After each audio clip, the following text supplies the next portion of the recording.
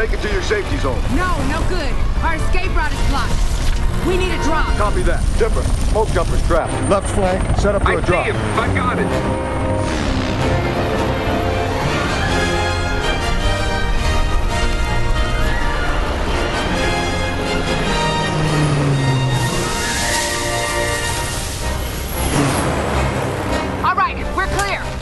His engine may be damaged, but his heart is strong. In the animated film Planes, Fire and Rescue, Dusty Crophopper is back in an all-new adventure with all-new friends. Featuring the voice talents of actors like Dane Cook and Ed Harris, the cast talked about making the children's movie at the premiere. The movie is very, very funny. There's a new cast of characters that we meet. They've really gone like... I can't say the exact quote, but they've gone to the limit to get some of the funniest people to surround Dusty and some of the characters that we know and love from the first one. So it's a hilarious movie. Liar. Okay. I just want to say that this movie for me, now, I liked Cars. Okay, Cars 2 clearly was not anywhere near as good as Cars 1, but it was not terrible. I thought Planes was pretty flat. This, not even a heartbeat. For me, Dane Cook is not that appealing as a voice actor. Planes never quite takes off, in my opinion. And though I think, like you say, Kiara, that the message about celebrating firefighters is a great message for children and that these are real heroes as opposed to, you know, not that people are racing planes or cars is not interesting. I like that message. It's the great animation. Yes. But you had some feelings about this. You thought you liked the message more than the movie. Yes, I liked the movie more than the previous one very much for this.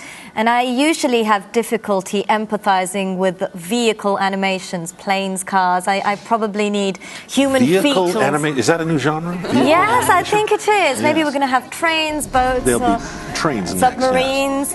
Next, but there again, I very much connected with this great message. And I think it was needed. So I did like this more than the other one. All right. Well, you also found it really confusing, the bizarre stereotypes they kept sticking in there, like the Native American plane. Yes, yes, that was that was somehow annoying. And as you were saying, the voices were not just the protagonists, but all the voices were a little off pitch. Yes, that would be my review. Now, you, Justine, you like this movie not so much. Not really. That's a great way of putting it. I thought it was better than the first one, but I didn't really felt the animation was for rushed. The first one. It definitely, like a lot of these sequels, it does feel rushed, but I thought visually there were a lot of points that were really well done. And again, the message about celebrity versus real heroes, I thought was very strong. Well, our next film, Tango, Negro, The African Roots of Tango, is a documentary that traces the contribution of African cultures to the origin of the world-famous dance. Tango encierra tres nostalgias, tres tristezas. La tristeza del inmigrante, la tristeza del gaucho, un personaje típico de nuestra campaña, y la tristeza del negro, que no vino acá como inmigrante, que fue traído y dejando todo allá en África. Now, I thought this was a great and fascinating documentary. It was both heartbreaking in many ways to know what happened, because the film opens up and poses the question that there were 12 million black people in Argentina. What happened to them? So the film explores not only the roots of tango, but what has happened in that country, how it became what we know of today, not only as Argentina, but how the tango became. And I think you, Justine, were very moved by that as well. But Kiara, you said you have Argentine friends and this has never come up. Yes, I have some Argentine friends here in New York. One is a very good friend of mine. We did talk about tango, mainly about Astor Piazzolla, who revolutionized the tango, but never the topic never came up on the black roots of tango and all the community that was there when the dance started to become so popular. So this was an eye-opener for me. Now you were shocked by its roots in slavery and whatnot, as was I. Those are the things that really moved you. Absolutely. And, any night of the week in New York, you can go to 3 or 4 tango events. I'm somebody that's been fascinated by tango for a number of years. I even traveled to Argentina to watch tango firsthand. And even I had no idea about the dance's roots in slavery. I think because it's called Argentine tango, and it's so fascinating how the dance was born out of poverty and economic depression and the spurts of popularity and the suppression of the government, and how the dance has had to come back after being absent from the culture. But what I will say about this film is that it shows you that you don't need a lot of money to make a great and interesting film. And you also, even if you're dealing with a difficult subject matter like this, it could be funny and lighthearted. Yes, I agree. Well, Tango Negro is available on VOD, and I suggest you look for it. And we'll be moving on, and we'll be back. Up next, deep down inside, I think we wish you were black. On the hottest day of summer, racial tensions in the streets of Bed-Stuy come to a head, and a filmmaker's legacy is born in Do the Right Thing. Spike Lee's Oscar-nominated classic turns 25 here on Arise on Screen.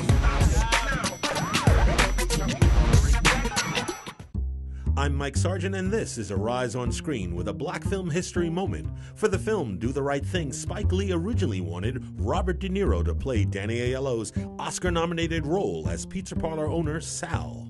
What's up, bugging out? Got you. What's happening? You the man? No, you the man. No, you the man. No, you the man. No, you the man. No, I'm just struggling black man trying to keep my hard in a cruel and harsh world. Yo, hey, what's up with the white boy? Bugging out, don't start no shit, alright? Veto's down. Veto's down, alright? Alright? Yeah, right. Veto's down. Yeah. In his third film, Do the Right Thing, an up-and-coming 32-year-old Spike Lee bucked the summer blockbuster escapist film trend when he made a film that dealt with race relations in Brooklyn. The film went on to earn an Oscar nom for Best Screenplay and a Best Supporting Actor nom for actor Danny Aiello. I'm Mike Sargent, and this is Arise on Screen. With me in the studio is Chiara Spagnoli-Gabardi and Justine Browning. So this summer marks the 25th anniversary of Do the Right Thing. This film was inspired by the events that had happened in Howard Beach and a number of other things that had happened with Yusef Hawkins and Eleanor Bumpers, and I don't know how much you know your history. Michael Stewart, right? And so it was a very volatile time in America. But I'm very curious with you, Chiara, because this is another film that deals with, Italian Americans and how they are in this culture. And, as a black person, we always see Italians very much like us. The Italian men have a lot of the same swag and swagger and do a lot of things. But what was the first time you saw this film, what was your take on it? Well, I was definitely very touched by the issues it brings up, and I think that today it's very timely, although fortunately the situation has evolved. The grasp on Italian Americans, I must say, Italians from Italy are rather different, and see the Americans as different because, of course, it's a different culture.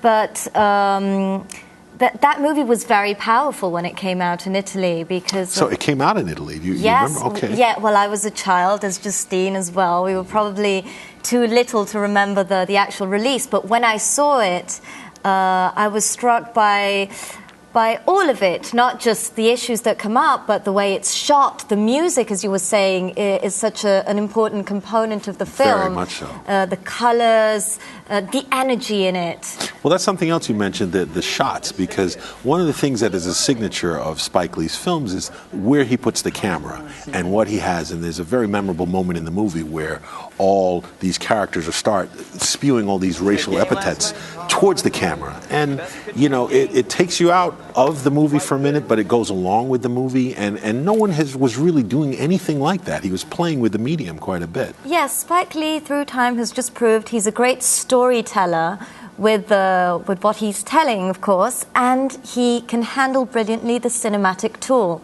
So he has these two elements that he welds so brilliantly. Now, Justine, for you, you said you only saw this film recently for the first time. Yes, embarrassingly enough. What had you heard about it, and then what were your feelings after? Well, one of the things that I think is so powerful about this movie that you have to remember is the fact that there was no social media at the time.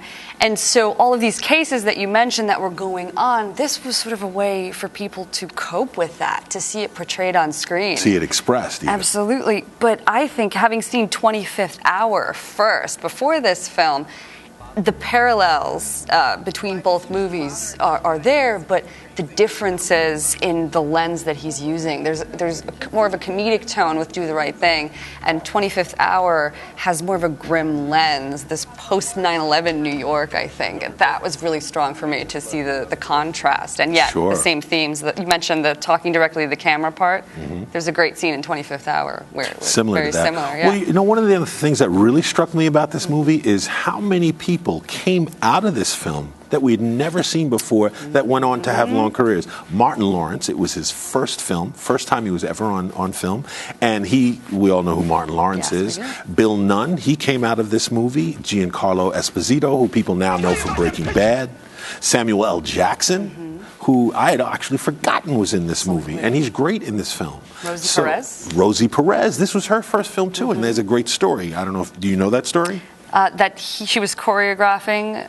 Well, no, she was actually dancing on a speaker at his birthday party, and he saw her, said, you know, had somebody have her get down, and she cursed him out, and he heard that accent, and he was like, this is meant to be.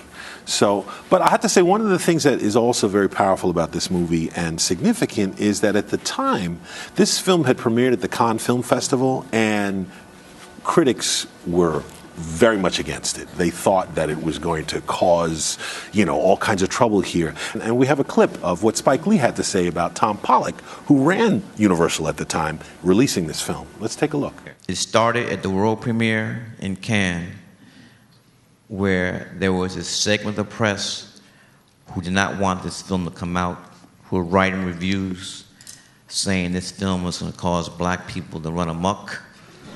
That this movie would cause race riots, whatever that is, as if it was a movie that could cause a race riot. And here's the thing, though, which a lot of people don't remember. Tom Pollock had done a film called Last Temptation of Christ before this, and Tom, he went through the ringer on that one. He had to get bodyguards. So he could have easily said, Spike, I can't do this again. But he didn't do that. He stood behind the film and said, we're putting it out. Now, I have to tell you, you know, and I remember that summer. Let me ask you, Justine, do you think that this film could actually be made today?